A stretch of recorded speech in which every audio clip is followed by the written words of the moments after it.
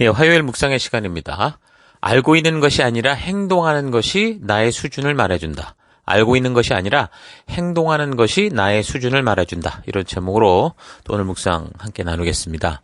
어제 우리는 짧은 그 전도의 시간에 개척되었던 그 빌립보 교회가 그 성도들이 그 사역자인 바울을 믿어주고 적극적으로 이제 후원해주면서 그 고된 전도의 현장에서 앞장서 나가는 바울에게 참 위로가 되고 기쁨이 돼서, 그래서 바울이 어떤 상황과 환경 속에서도 이 교회와 성도들을 생각할 때 그 사명의 길에 서는 그 보람과 막 가치를 느끼게 돼서 아마도 이제 바울이 전도의 대가가 될 수 있도록 보이지 않는 격려와 힘을 주었을 거다라는 것을 살폈습니다. 자, 그래서 빌립보 교회는 초대교회 시절 온 세계에 지금 하나님께서 성취하셨던 이 새 언약의 공동체, 이 교회를 세워가는 그 이 일선에, 물론 바울이 앞서 나갔지만 이 빌립보 교회의 태도를 볼 때 그들 또한 똑같은 증인된 삶을 적극적으로 동참한 그런 모습을 우리가 볼 수 있는 거죠. 자, 그래서 이제 여러분이 만난 그 이 삶 속에서, 또 믿음의 삶 속에서 지체와 리더들을 볼 때 하나님께서 여러분을 바른 길로 인도하도록 보내신 그런 하나님의 대리인이다. 그러니까 바울을 만난 것처럼 이렇게 생각을 하고 힘써 빌립보 성도들처럼 그 리더를 믿고 함께 협력하면서 건강한 이 복음의 증인의 일선에 나아가는 여러분들이 되기를 바랍니다.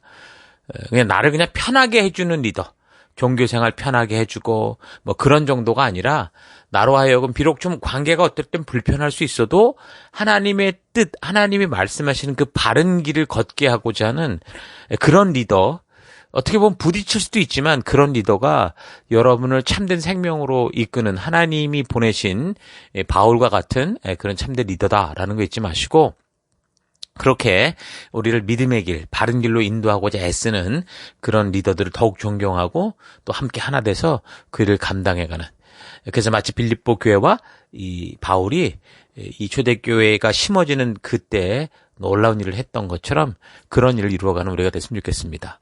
자, 바울이 빌립보 교회와는 참으로 좋은 관계만 있었던 것 같죠. 그래서 무엇보다 바울이 어디에서나 그 이 사역을 할 때 원칙으로 세웠던 게 자비량 선교였습니다. 그래서 이제 가서 전도하는 것마다 무슨 뭐 후원금을 받거나 이런 거 없이 자기 스스로 일을 해서 하나님의 복음이 전파되는데 누가 되지 않도록 그렇게 하는 원칙을 지키고 있었는데, 그런데도 이제 이 내용을 쭉 보면 빌립보 교회 같은 경우 이제 아무 사심 없이 함께 한 사역자 된 마음으로 후원금을 보내고 있었기 때문에 바울이 이 빌립보 교회가 베풀어주는 이 관심과 이 사랑, 이것에는 참 깊은 마음으로 감사하면서, 그래서 이제 보내주는 그런 지원금을 가지고 이제 자기가 목숨 걸고 복음을 전하는, 그래서 하나님의 영광을 위해 기쁨으로 증인된 삶을 사는 그런 일들을 행하는 걸 볼 수 있습니다. 그래서 빌립보서의 내용은 그런 자신을 감추지 않는, 바울이 이제 너무 신뢰를 하니까, 사랑하니까 자기의 어떤 속마음을 숨기지 않는 그 진솔한 그런 이야기들이 드러나는 그런 편지다, 그렇게 얘기를 했었죠. 그래서 빌립보서에는 다른 바울 서신에서 자주 나타나는 그 뭐 책망, 교정, 뭐 사도권에 대한 주장, 이런 것들이 거의 없고 오히려 찬양, 기쁨, 감사를 전하는 내용이고요. 그리고 이제 자신이 사역에 임하는 이 현장에 있어서 솔직한 그 이야기들을 말해주는 그런 내용으로 이 편지가 적혀져 있습니다. 그 사람이 아무에게나 막 속마음을 내보이지 않잖아요. 그러니까 정말로 진실로 신뢰할 수 있는 사람, 사랑하는 그런 사이에는 그 마음을 보일 수 있는 것처럼 바울에게 이 빌립보 교회는 그런 단지 뭐 후원금을 보내주니까 고맙다 이런 게 아니라 정말 그 신뢰 때문에, 신뢰로 인해서 자신의 마음과 생각, 뭐 잠깐 고민스럽게 생각하는 것까지도, 그러니까 현재 자신의 고난으로 정말 나는 천국에 빨리 가고 싶다, 뭐 그런 얘기도 1장 23절에 보면 하잖아요. 그러니까 그런 얘기도 솔직하게 보여줄 수 있는 그런 신뢰와 또 사랑을 가진 그런 관계였습니다. 그래서 특히 함께 하나님께 증인으로 우리가 이제 부름받은 자다라는 그런 지체의식이 있었던 것 같아요. 이 바울에게. 그래서 이제 본문의 내용을 보면 서로 자주 이제 신뢰 가운데 있는 이 좋은 관계, 우리의 관계가 이런 게 아니야, 그런 얘기를 자주 언급하고 있고, 또 그런 부름받은 성도들이, 우리가 함께 부름받은 자들로서 우리가 가져야 될 사명, 그게 복음에 대해서도 계속 강조를 하고, 그래서 결국 모든 성도가, 그러니까 우리 모두가 부름받은 그 복음 전파 사명, 증인된 사명에 다 같이 하나 돼서 그 증인으로서 부름받은 그 부르심을 잊지 않는 가운데 우리가 기쁨으로 이 사명을 감당해 갔으면 좋겠다. 자, 그렇게 이제 부탁하는 이런 게 이제 빌립보서의 특징이라고 그랬죠. 그래서 이제 빌립보서에는 교정이나 책망 같은 것은 없어도 뭐 그렇다고 뭐 다른 얘기만 한 게 아니에요. 그러니까 다른 교회들 속에서 나타났던 그 문제들이 많았잖아요. 그러니까 그런 문제들이 일어나지 않도록 미리 예방하는 차원에서 마치 사랑하는 그 자녀들에게 그 부모가 이렇게 교훈하잖아요. 그것처럼 성도들로 하여금 하나님과 이 새 언약을 맺은 백성답게, 성도답게 살 것을 부탁하는, 교훈하는 그런 내용들이 있는 거죠. 자, 그래서 이제 빌립보서를 읽어갈 때 이런 분위기가 있다. 이런 분위기에서 적혀진 거다라는 이런 사실을 잊지 않고 읽어가는 게 이제 바르게 좀 이 빌립보서를 통한 하나님의 뜻을 알아가는데 도움이 된다. 그렇게 얘기를 했습니다. 자, 그래서 이제 간략하게 각 장의 내용을 이제 묵상해 보면 먼저 1장에서 비록 이제 자신은 감옥에 갇혀 있지만 자신이 처한 상황이 어떠하든 자기는 그 상황과 환경을 피하고 도피하고 이렇게 하려는 게 아니라 그 주어지는 환경과 상황 속에서도 주신 사명을 붙들고 살아가고 있노라는 그런 자신의 이 현실을 소식을 전하면서 빌립보 성도들도 그래서 부름받은 백성답게 나만 있는 고난이 아니라 너희도 있을 건데 그 고난 속에서도 이 복음에 증인된 부름받은 사명을 살아가자 이렇게 부탁을 하죠. 그래서 바울의 마음속에는 다른 교회들 속에 보이는 그런 문제들이 없이 차분히 성장해가는 이 빌립보 교회와 이 성도들이 정말 이런 모습으로 정말 하나님이 부르신 그 부름의 의미를 바르게 알고 온전히 알아서 어떤 상황과 환경이 다가와도 끝까지 그 증인된 삶을 살아가기를 원하는 그런 간절한 소망이 있었던 것 같아요. 우리도 우리 자녀들이 정말 아름답게 성장해 갈 때 그런 마음이 있잖아요. 이 아이가 정말 상처받거나 또 고통받는 게 아니라 이런 모습으로 정말 굳건하게 성장해서 사회와 또 하나님 나라에 큰일을 했으면 좋겠다. 그런 마음이 간절하게 있는 것처럼 바울이 빌립보 교회를 볼 때 그랬던 것 같아요. 그래서 1장 9절 내가 기도하노라 너희 사랑을 지식과 모든 총명으로 점점 풍성하게 하사 너희로 지극히 선한 것을 분별하며 또 진실하여 허물 없이 그리스도 날까지 이르고 예수 그리스도로 말미암아 의의 열매가 가득하여 하나님의 영광과 찬송이 되기를 원하노라. 그러니까 바울은 저들이 전하는 이 진실한 사랑, 전해주는 이 진실한 사랑과 그래서 너무 좋은 감정들이 있었잖아요. 근데 그것도 좋지만 단지 그냥 우리가 그래서 서로 친근하고 사랑한다는 그런 좋은 감정에만 머무는 것에 이렇게 만족하지는 않았죠. 그게 아니라 이런 서로를 향한 사랑이 이게 하나님의 말씀 안에서 그 부르심 안에서 어떤 의미인지를 좀 바르게 알아서 그래서 우리가 그리스도께서 다시 오시는 그날까지 하나님께서 우리를 택하고 부르신 이 부름에 맞는 그 증인된 삶을 끝까지 살아가기를 원하는 거죠. 그래서 이제 이런 얘기를 하는 겁니다. 너희 사랑의 지식과 모든 총명으로 점점 더 풍성하게 해서 결국 정말 하나님의 뜻을 온전히 분별하는 너희가 되기를 원한다. 그런 얘기를 하는 거죠. 그러니까 좋은 감정은 중요한 거지만 말씀에 바르게 근거하지 않은 감정은 잘못된 결과를 낳을 수 있습니다. 그러니까 우리가 사회생활을 할 때 보면 친구나 동료들이 이제 좋은 의미에서 자기들이 즐기는 것을 권하고 또 자신들의 가치관에 맞는 그런 것들을 자꾸 함께 하자고 그렇게 원할 때 사실 서로 좋은 감정을 유지하기 위해서는 저들이 권고하고 함께 하기를 원하는 것을 같이 하는 게 좋죠. 근데 그게 하나님의 뜻이 아닐 때가 많아요. 왜냐하면 하나님의 뜻이 뭔지 모르고 본능과 감정을 따라 사회의 흐름을 따라 살아가니까. 근데 이제 하나님의 뜻이 분명하지 않은 걸 우리는 아는데 그게 이제 괜히 이걸 거절하는 경우 어떻게 돼요? 관계가 깨지고 관계가 어려워질 수 있으니까 그렇게 못하는 경우가 있죠. 그러니까 나와 관계가 좋고 또 신뢰할 만한 어떤 동료 또 어떤 선배가 있는데 그 사람들이 만약에 동성애 문제에 대해서나 뭐 제사의 문제에 대해서 또는 낙태와 같은 그런 문제에 대해서 좀 성경에서 분명하게 말씀하는 그런 분명한 뜻과는 다른 이 세속의 가치와 세상의 그 유행의 그냥 그 세상 철학에 동조하고 그런 주관을 가지고 있을 때 그래서 뭐 저들이 동성애를 합법화하기 위한 뭐 소수인권 보호에 야 우리가 동참하자 뭐 그런다거나 아니면 뭐 제사라는 게 조상에게 인사하는 건데 뭐 어때 같이 우리 절하자 이렇게 막 할 때 그것에 대해서 성경적 가치를 따라서 자신의 소신을 말하고 믿음에 대해서 말하면 서로의 관계가 깨지고 어색한 관계가 될 수 있다라는 생각 때문에 그저 그냥 그 분위기를 그 좋은 기분 뭐 좋은 감정을 유지하려고 말씀의 가치보다 그냥 세속의 가치대로 그냥 휩쓸리는 경우가 많다는 거죠. 매일 함께 많은 시간을 보내며 살아가는 그래야 되는 관계이기 때문에 사실 그 안에서 서로 좋은 감정을 유지하는 건 중요하죠.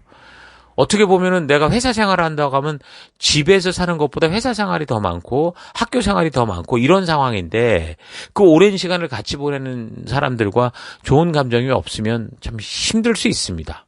그런데 이 말씀의 바른 가치를 전달하기 위해서 그런 세상 속으로 우리가 증인으로 보냄을 받은 건데 근데 그 사명을 잃어버리고 오랜 시간 함께 있으면서 좋은 감정을 유지해야 된다. 좋은 관계를 맺어야 된다. 이런 거에만 집중을 하면 결국 하나님이 우리를 보내신 정말 본질적인 사명을 잊게 되고 그럼 영적인 길을 잃어버리고 그러면 이제 복음의 증인으로 빛으로서 그 어둠 속에서 새 생명의 길을 알리는 게 아니라 그 모든 생명을 그 어둠 속의 방치함으로 말미암아 우리가 건져낼 사람들을 그냥 지옥에 흘러가게 하는 그런 결과를 낳고 마는 거죠. 교회 안에서도 그렇습니다. 서로 좋은 관계를 유지하기 위해서 하나님의 말씀이 요구하는 분명한 길이 있어요. 그러면 목사나 리더는 그 길을 성도들에게 알려야 하고 성도들도 분명한 하나님의 그 길을 따라 가야 되는데 서로 좋은 게 아니냐 이런 식으로 해서 괜히 이런 말을 했다가 서로의 마음이 상할까 봐 그냥 좋은 감정만 유지하려고 서로 그냥 좋게만 지내간다면 결국 함께 교회당 안에 예수 그리스도의 생명값을 주고 초대받아서 모인 그 이유 그런 성도인데 그런 이 사명을 잃어버리고 그럼 부르심을 잃어버리고 교회 안에서조차 증인된 삶을 살아가도록 말씀으로 무장되고 함께 힘을 모으라고 했던 교회들 속에서 그냥 좋은 사람 만나고 좋은 시간 보내고 좋은 음식 먹고 나누고 그러니까 무도장처럼 만들고 마는 거죠. 말씀으로 무장돼야 될 교회를 그냥 세상의 무도장처럼 만드는 결과를 알 수 있다 그겁니다. 그래서 바울은 빌립보 교인들과 이제 좋은 관계, 좋은 감정, 서로를 향한 이런 사랑과 관심이 있는 이것에만 머문 게 아니라 이런 관계 속에 하나님의 말씀이 의도하는 바를 우리가 바르게 알아서 분별의 능력을 가지고 그래서 믿음의 삶의 길에서 우리가 보내받은 세상의 그 현장 속에서 하나님의 뜻을 바르고 온전하게 분별하기를 그렇게 바라고 그래서 그 말씀이 인도하는 길을 따라 그리스도 재림의 날까지 우리가 함께 걸어갔으면 좋겠다. 이제 그런 이야기를 전하고 있는 겁니다. 자, 그리고 계속해서 이제 바울은 또 내용을 14절부터 보면 자신의 신변에 대해서 전하는데 그 당시 이제 그가 처했던 그 상황, 로마 교회의 상황을 어느 정도 짐작할 수 있거든요. 14절 형제 중 다수가 나의 매임으로 말미암아 주 안에서 신뢰함으로 겁 없이 하나님의 말씀을 더욱 담대히 전하게 되었느니라. 좋은 효과도 있었죠. 15절 어떤 이들은 특유와 분쟁으로 어떤 이들은 착한 뜻으로 그리스도를 전파하나니 갑자기 내용이 좀 무슨 투기와 분쟁이 나오기도 합니다. 16절 이들은 내가 복음을 변증하기 위하여 세우심을 받은 줄 알고 사랑으로 하나. 이게 누굽니까? 착한 뜻으로 하는 사람들, 하나님의 의도로 알고 하는 사람들은 그런 식으로 하지만 17절 그들은 그러니까 투기와 분쟁으로 하는 사람들은 나의 매임에 괴로움을 더하게 할 줄로 생각하여 순수하지 못하게 다툼으로 그리스도를 전파하느니라. 그러니까 그 시기 로마 교회의 분위기를 우리가 어느 정도 알 수 있는 거죠. 이미 어제도 우리가 나눴던 것처럼 바울의 존재를 시기하고 질투하는 사람들이 있었고 그래서 저들은 자신들이 바울보다 더 담대한 무슨 복음 전도자다. 나에게도 이런 능력이 있어. 이렇게 보여지기 원해서 그래서 그런 명성을 듣기 위해서 순수하지 않은 동기로 그렇게 전도하는 그러니까 사역에 임하는 그런 분위기였다라는 겁니다. 그러니까 함께 교회 안에서 우리가 함께 부름을 받아서 부름받은 사역을 감당하면서도 이렇게 이런 시기와 질투로 행하게 될 수 있을까라고 생각할 수 있지만 사실 성도도 사람이잖아요. 그래서 하나님이 주신 사명과 목적이 주도하는 이 열심과 그런 진정한 순종의 이런 마음을 가지고 하는 게 아니라 나보다 잘하는 것 같은 사역자나 리더나 동료나 다른 셀이나 다른 교회들을 보면서 비교하게 되고 그 시기심이 나는 거죠. 그래서 순수하지 못한 동기로 막 더 사역에 집착하는 거예요. 이게 좋은 동기가 아니라 아까 말한 것처럼 뭐 누굴 괴롭게 하려고 하거나 아니면은 어쨌든 뭐 특유와 분쟁으로 그렇게 종교적인 열심을 내는 경우가 충분히 있다라는 거죠. 뭐 성경에도 그런 얘기가 가득 차 있잖아요. 세례 요한이 회개를 외칠 때, 또 예수님께서 사역을 하실 때 많은 사람들이 세례 요한이나 예수님을 주목하고 막 따라가게 되니까 대제사장을 비롯한 다시 말해서 성전 사역자들이 그것을 시기하고 질투함으로 인해서 결국은 세례 요한이나 예수님이나 결국 죽음으로 몰아가서 결국 이렇게 죽게 했잖아요. 또 구약에서도 보면 나라를 위해 목숨을 건 이 블레셋과의 전쟁에서 이기고 돌아오는 이 다윗을 향해서 백성들이 막 사울이 죽인 자는 천천히요, 다윗은 만만이로다 이렇게 막 그를 칭찬하고 다윗의 어떤 그 수고를 막 이렇게 인정해주고 그럴 때 그 다윗을 보냈던 왕이 사울 왕인데 이 왕이 그 얘기를 듣고 몹시 언짢아 하고 화가 치밀어 올랐다 그러거든요. 그래서 그가 이스라엘을 맡은 첫 번째 왕으로 지내는 동안 하나님이 주신 사명을 감당하기보다 하나님 나라와 또 왕인 자신을 위해서 목숨을 걸고 싸운 이 다윗, 이 충성스러운 다윗을 시기하고 결국 죽이고자 암살자를 보내고 평생 뒤쫓아다니는 그런 삶을 살잖아요. 그러니까 예수님을 죽인 자들이나 또 다윗을 죽이고자 했던 사울왕이나 저들은 어떤 거예요? 순수하지 못한 동기로 결국 상대를 죽이고자 하는 마음에 뭐 죽이려는 일에 아주 열심을 가지고 행했던 거죠. 그러니까 그들이 행하는 모든 일에는 뭐 나라를 위한 거다, 뭐 이런 식의 타이틀을 걸어놓고. 그래서 하나님의 일을 우리가 행할 때 그냥 끝이 좋으면 다 좋다 이런 식으로 행해서는 절대 안 됩니다. 하나님은 결과가 아니라 과정과 질서 그리고 그 의도를 보시는 분이시기 때문에 그래요. 그러니까 율법을 지키는 이 이스라엘 백성도 얼마나 열심히 지켰습니까? 근데 그 결과를 보신 게 아니라 그들의 그 율법을 지키고자 하는 의도를 보시고 그 과정을 보니까 이거는 하나님이신 율법을 바르게 지키는 자들이 아니라 율법주의라는 종교를 만든 자들이 되는 거잖아요. 또 창세기에 나오는 이야기 중에 그 아담의 첫 아들들인 가인과 아벨이 있었는데 하나님께 제물을 바치며 제사를 드렸었잖아요. 근데 하나님께서 이 아벨의 제사만 받으시는 것을 보면서 형이었던 가인이 힘이 분해서 안색이 변했다 그렇게 얘기를 하거든요. 그러니까 분명히 둘 다 하나님께 예배를 드렸다라는 거거든요. 근데 가인은 그 마음에 분이 가득했고 그래서 결과적으로 그 동생을 죽이잖아요. 그러니까 만약에 이런 상황인데 하나님이 단지 둘 다 예배를 드렸다, 결과만 보셨다면은 사실 뭐 이런 일이 벌어지지 않았을 수도 있고 그냥 대충대충 이 세상이 흘러갔겠죠. 그런데 이 예배가 온전히 하나님의 뜻대로 하나님의 방법으로 드려지는가 아닌가, 하나님의 의도에 따라 드려지는가 아닌가라는 그 의도와 과정을 보셨기 때문에 결국 가인이 드리는 제물은 받으실 수 없었던 거죠. 그러니까 우리도 교회 안에서 하나님께서 우리에게 맡기신 일을 감당할 때 진정으로 선한 의도를 가지고 하나님의 하나님이 원하셨던 그 하나님의 뜻을 따라 그 순종의 길에 서 있는 건지 아니면 우리도 모르는 사이, 자신도 모르는 사이에 시기심과 질투 속에서 행하는 것인지. 그러니까 시기심 질투가 아니어도 어느 순간 어쨌든 하나님의 의도를 잃어버리고 그냥 공동체에 모여서 우리가 어떤 타스크를 하자라는 무슨 회사도 아니고 이런 식의 의도를 가지고 만약에 그렇게 한다면, 그러니까 하나님의 의도가 빠져버린다면 이게 완전히 이 삼천포로 갈 수 있다라는 거 우리가 잘 분별해 가야 됩니다. 그래서 혹시나 우리가 함께하는 공동체 속에서 이런 이상한 영적인 시기심 또 경쟁적 분위기가 돼가거나 아니면 하나님이 주신 의도를 막 잃어가려고 하는 그런 분위기가 될 때 뭐 가인이나 또 사울 왕처럼 시기심과 경쟁심에 빠져서 완전히 그릇된 길로 가지 않고 바른 순종의 길에 서기 위한 방법은, 그러니까 하나님이 성도를 처음 부르고 우리를 교회로 세우신 그 목적을 잊지 않아야 된다라는 겁니다. 목적을 잊지 않는 거. 이것은 어느 공동체에 속하든지 사실 몇 번을 강조하고 계속 강조해도 부족한 것일 수 있어요. 계속 이야기를 해야 되는 거예요, 목적.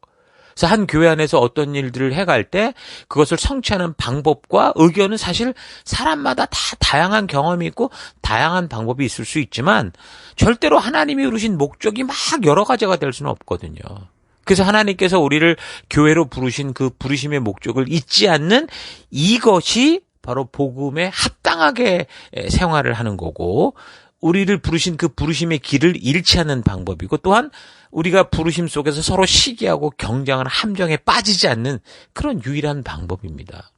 그래서 하나님이 부르신 목적을 잃어버릴 때 그건 교회 안에서 모든 관계는 결국엔 금이 가고 깨어질 수밖에 없습니다. 아무리 좋아 보여도 좋은 상태로 끝까지 가면 그건 완전히 지옥으로 가는 거고요, 또. 그러니까 하나님이 부르신 목적을 상실할 때 교회 안에서 방향, 공동체의 방향, 함께하는 이유들을 상실하게 되고 결국에는 다투고 경쟁하게 될 수밖에 없습니다. 그래서 성도의 바른 태도는 어떤 상황과 환경 속에서도 하나님께서 나를 부르신 목적을 잊지 않고 하나님이 부르신 그 목적에 우리가 적극적으로 한 마음 한 뜻이 돼서 복음을 전하고 생명을 세우는 일, 생명을 낳는 생명을 세우는 이 일에 힘써 협력하는 겁니다. 1장 27절 오직 너희는 그리스도의 복음에 합당하게 생활하라. 이는 내가 너희에게 가보나 떠나 있으나 너희가 한 마음으로 서서 한 뜻으로 복음의 신앙을 위하여 협력하는 것과 무슨 일이든지 대적하는 자들 때문에 두려워하지 아니하는 이 일을 듣고자 함이라. 그러니까 가정에서든 교회에서든 셀에서든 직장에서든 학교에서든 목적을 잃는 순간 방황하게 됩니다.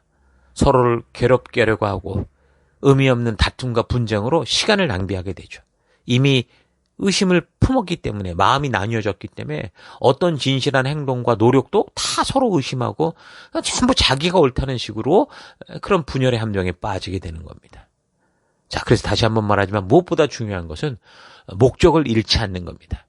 바울은 자신을 시기하고 질투하는 그 사람들이 괴롭게 하려고 복음을 전하고 그를 불안하게 만들고 염려하게 하고 걱정을 하게 해도 결국 이 복음이 전파되어야 되는 이 하나님의 부르신 목적이 있다라는 것을 잊지 않았기 때문에 그 모든 상황들을 이겨가잖아요. 1장 18절. 그렇지만 어떻습니까? 참으로 하든지 거짓으로 하든지 무슨 방법으로 하든지 그리스도가 전파되고 있으니 나는 그 일로 기뻐합니다. 그렇습니다. 나는 앞으로도 기뻐할 겁니다. 그러니까 이 부르신 목적을 잊지 않고 살아가겠다라는 결단인 거죠. 이런 건 저절로 되는 게 아닙니다. 스스로 정말 이 다니엘처럼 하나님의 뜻을 알고 그 믿음의 결단을 통해서 스스로 뜻을 정하여 나아갈 때 매일매일 이것을 되새길 때 가능한 겁니다.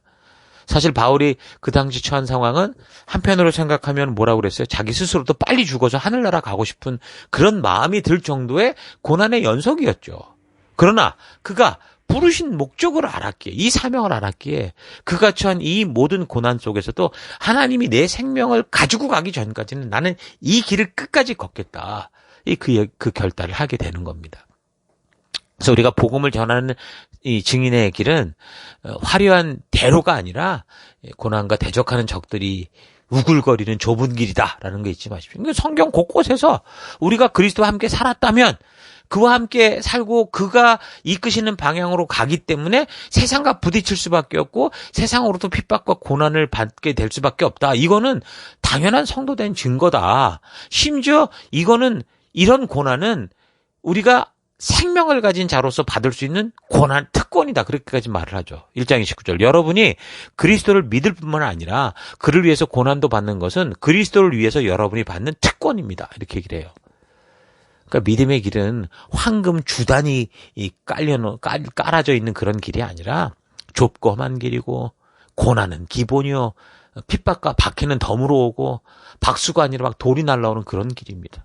그래서 우리가 성도로서 부름을 받고 은혜를 얻은 것은 그저 믿습니다 하면서 기도만 하고 하나님께 영광의 박수를 치고 이런 것만이 아니고 이제부터 그 영원한 생명의 길을 걷는 자로서 우리가 보낸 삶의 현장 곳곳에서 예수님과 함께하는 그 고난도 기꺼이 받는 겁니다. 성도로서 하나님의 자녀답게 살아가는 대가를 치르는 인생이 되는 거, 그게 성도예요. 그러나 우리가 예수를 믿을 때 꼭 그런 고난만 있는 게 아니라 분명한 축복의 약속도 있습니다. 성도로서 이 땅을 살아가기 때문에 기꺼이 겪어야 하는 그런 고난들보다 성경을 또 잘 보면요, 훨씬 더 큰 축복이, 그 기쁨이, 이 고난이 문제가 아니라 더 큰 기쁨과 평안과 축복이 있다라는 거 잊지 마십시오. 제가 지금 호주에 온 지 벌써 25년이 넘었지만 한국에 있을 때 제가 지하철 2호선을 타고 출퇴근을 했는데, 야, 그 환승구역에서 그 출근 시간에 되면 완전히 한쪽에서는 막 수많은 인파가 쏠려 내려오고, 또 반대로 난 거기 타러 가야 되니까 그걸 거슬러 올라가고 막, 야, 그때 정말 너무 힘들었던 기억이 나거든요. 그러니까 이런 거라고 보면 됩니다. 우리 성도들이 세상을 살아가면서 겪는 그런 어려움이 이러는 거예요. 우리는 분명히 하나님 부르시는 방향이 저쪽이니까 그 방향에 가는데, 이 세상은 그 방향을 모르니까 전부 반대로 오는 거 아니에요, 반대로. 그러니까 막 수많은 그런 인파들과 휩쓸릴 수밖에 없고, 앞으로 나아가기가 무척이나 힘든 그런 상황이 성도가 이 땅을 살아가는 상황이고, 그걸 이제 고난이라고 말하는 거예요. 그러니까 성경은 곳곳에서 우리가 걷는 믿음의 길이 바로 이런 상황에 직면해 있다, 그런 얘기를 솔직하게 얘기하고 있잖아요. 그래서 우리가 바른 생명의 나라를 향해 가기로 선택했기 때문에 당연히 반대로만 살아가는 세속에서는 부딪히고 충돌하고 고난이 다가오는 건 당연한 거죠. 생명을 향해 가기 때문에 받는 고난입니다. 그래서 이런 고난은 참으로 성도들만이 누릴 수 있는 특권이다, 이렇게 말할 수 있는 거예요. 그 사도 바울은 그래서 1장을 통해서 자신을 기억하고 정성스럽게 섬기는 빌립보 교회 성도들의 아름다운 마음을 축복하면서 자신이 이 처한 이 상황들과 또 그 처한 상황 속에서 그 상황을 이겨가는 자기의 믿음, 자기의 진실한 마음을 이야기하면서 빌립보 성도들이 이제 성도로서 걸어가야 되는 이 길들에 대해서도 정확하게 얘기를 해주고 정직하게 말해주고 있는 거죠. 이런 사실을 통해서 여러분들도 우리가 걷는 이 믿음의 삶이 어떤 것인지, 한 교회 속에서 정말 생명을 낳는 생명을 세우기 위해서 우리가 영적인 가족 안에 셀로 모여 있는데 이 의미가 무엇인지, 그 사실적 현장을 좀 바르고 온전하게 하는 그런 시간들이 될 수 있기를 바랍니다. 오늘 하루 나는 정말 내 안에 선한 일을 시작하신 분의 진실한 뜻을 따라 내 삶의 과정마다 하나님이 나를 택하고 부르신 그 사명의 삶, 증인된 삶을 살아가고자 하고 있는지, 그 의도를 따라가고자 하는지, 아니면 부르신 사명을 오해해서 내가 하나님의 뜻대로 살아가는 게 아니라 하나님께서 내가 원하는 대로 움직여줄 것을 기대하고 기도하며 기다리고 있지는 않은가, 좀 차분히 생각해 보십시다. 여러분, 성도는 이제 하나님 나라 백성입니다. 그래서 성도는 하나님 나라의 법도와 규례와 명령과 계명을 통해 말씀하는 하나님의 뜻, 그 의도를 따라 살아가야 되는 겁니다. 다시 말해서 성도는 하나님의 말씀으로 자기 생각과 마음을 분명하게 채워야만 바른 삶을 살 수 있다는 거죠. 내 생각과 내 마음 중심과 나의 결단이 하나님의 말씀으로 가득 차야 되는 거예요. 예수를 믿는 나는 이런 존재가 됐다라고 자기가 생각하는 거에 따라서 우리의 신앙생활의 그 현실이 드러나게 돼 있거든요. 그러니까 우리는 우리가 생각하고 있는 바대로 내가 생각하는 대로 살아가는 존재입니다. 그래서 혹시나 내가 나의 생각을 잘 모르겠어, 그러면 지금 여러분들이 살고 있는 삶의 현장, 그 현장에서 여러분들이 어떤 행동을 하고 있고 무슨 말을 하고 있고 뭘 중요하게 여기며 뭘 추구하고 있는지를 보면 됩니다. 그래서 나의 신앙의 현실을 정확히 알고 싶으면 교회와 또 셀 안에서, 그러니까 사명의 터 안에서 나는 어떤 것을 지금 중요하게 생각하고 있고 또 어디에 시간을 많이 보내고 있고 어떻게 행동하고 있는지를 보면 됩니다. 하나님께서 우리에게 보내주시는 새로운 생명을 만날 때 그 영혼을 향한 나의 관심이 어떤지, 그 영혼을 세우기 위해 지체들과 함께 협력하고 힘써 생명을 낳는 생명으로 세우고자 하는지, 아니면 그 영혼이 그냥 교회 오든지 안 오든지 무엇을 하든지 늘 멀리서 바라보는 방관자와 같은 삶을 사는지, 그런 행동을 보십시오. 그럼 내 신앙의 현장, 내 수준이 보일 수 있어요. 나의 삶에서 나는 말씀을 어떻게 대하고 있으며 어떤 것을 추구하고 있는지, 어디에 가장 큰 가치를 두고 시간과 돈을 많이 쓰고 있는지를 보십시오. 여러분의 시간이 많이 흘러가고 여러분의 돈이 많이 흘러가는 것이 바로 여러분의 관심의 현장이죠. 어려운 상황과 환경을 만났을 때 나는 어떤 말을 하고 있고 어떻게 대처하고 있는가? 나는 언제 기도하고 있고 내가 하는 기도의 내용은 어떤 것인가? 잘 들어보십시오. 그 안에 여러분의 신앙의 현실이 있습니다. 그 행동들이, 그 말들이 지금 내가 알고 있는 말씀에 대한 지식인 거고 내 신앙과 내 생각의 수준인 거죠. 우리는 보통 뭔가를 알고 있는 것이 나라고 생각하는데 사실은 내가 행동하고 있는 게 바로 진정한 내 현실이요 나의 수준인 겁니다. 그러니까 아는 게 힘이 아니라 행하는 게 힘인 거죠.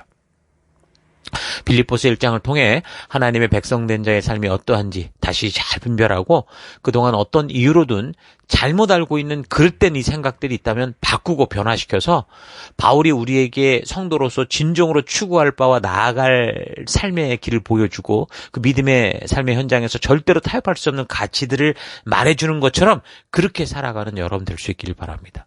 성경과 역사를 통해 내가 이 땅에서 살아가는 이 존재의 이유, 존재의 목적을 알아야 어떤 상황과 환경 속에서도 기쁨으로 걸어갈 힘을 얻을 수 있고 그래서 그 주어진 상황과 환경 속에서 기꺼이 주의 말씀의 가치를 따라 그 부르심을 따라 살아갈 수 있게 되는 겁니다.